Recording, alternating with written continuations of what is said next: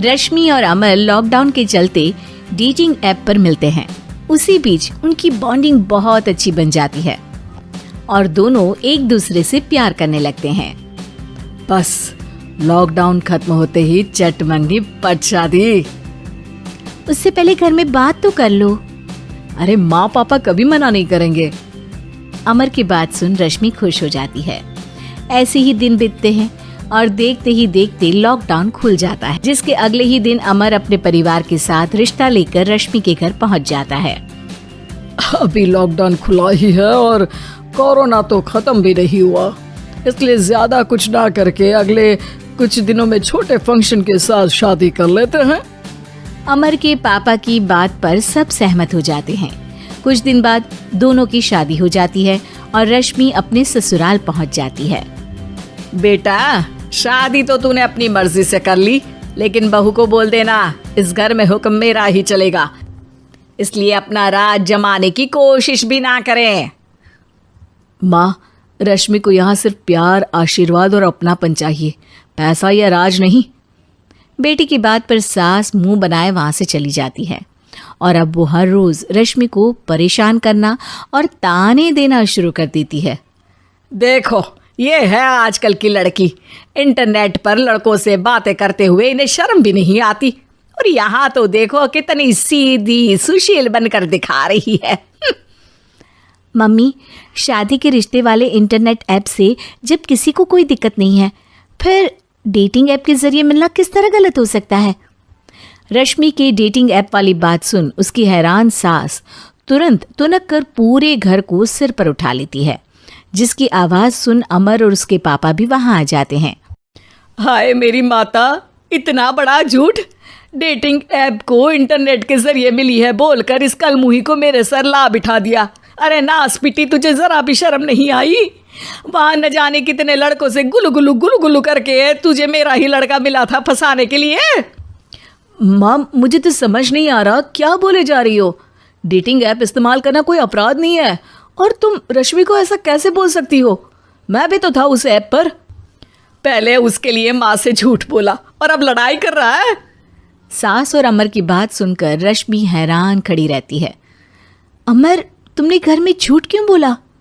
ये सब देख रही हो ना, इसी की वजह से झूठ बोलना पड़ा। एक तरफ अमर और रश्मि की ये बात चल रही होती है, वहीं दूसरी तरफ सास का नॉन स्टॉप क्लेश सबको परेशान कर देता है। सब एकदम चुप, जो हुआ सो हुआ, अब मुझे कुछ ना सुनाई दे। पति की बात सुन सास चुप होकर वहां से चली जाती है, लेकिन अब वो रश्मि के सिर दुनिया भर के सारे काम डालकर उसका जीना पहले से भी ज्यादा मुश्किल कर देती है। मम्मी, मैं आपका गुस्सा समझ सकती हूँ, आपको जो करना है कर लीजिए, मैं कभी कुछ नहीं बोलूँगी। उम्मीद है किसी दिन तो आपका गुस्सा शांत होगा और नफरत प्यार में बदलेगी। रश्मि की अच्छाई को उसका नाटक समझकर सास गुस्से के 7वें आसमान पर चढ़ जाती है और उसी शाम रश्मि को नीचा दिखाने के लिए अपनी सहेलियों को घर बुलाकर उसकी बुराइयां करने लगती है। अरे कौशल्या, क्या बताऊं, आजकल के बच्चे ना बहुत एडवांस हो गए हैं। पहले रिश्ते घर परिवार वाले सब देख परख के कराते थे, और अब ये लोग खुद न जाने कहाँ कहाँ मिलकर खुद ही सब कुछ पक्का करके हमें बता देते हैं। लड़की का कैसा दिन धर्म, कैसा ईमान, कैसा चरित्र कुछ नहीं पता, बस प्यार किया और घर लाकर बिठा देते हैं। अरे ऐसा क्यों बोलती हो? आजकल बच्चे अपने आप में बहुत समझदार हो गए हैं, और फिर पूरी जिंदगी तो उन दोनों को ही साथ निभानी है। अपनी पसंद से शादी कर भी ले तो क्या दिक्कत? तू ही देख ले, पहले इतना अच्छा बेटा और अब सोने पर सुहागे जैसी सर्वगुण संपन्न बहू।